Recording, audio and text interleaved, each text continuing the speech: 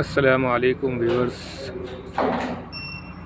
मैं आप लोगों के सामने एक ऐसा वीडियो लेकर आया हूँ जिसमें आप सबको ये पता चलेगा कि हम केबल टर्मिनेशन कैसे करें, कैसे लॉक्स मारें, कैसे उस पर रिकॉम चढ़ाएं और कैसे उसको टर्मिनेशन करें, कैसे हम पंचिंग करें। सारा डिटेल्स दिखाने की कोशिश करेंगे, थोड़ा थोड़ा करके ही।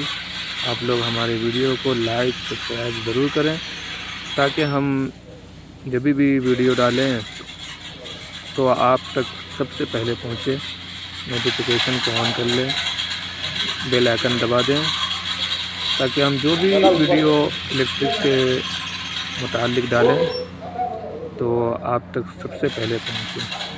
शुक्रिया, थैंक यू। आप लोगों का देखने के लिए बहुत बहुत शुक्रिया।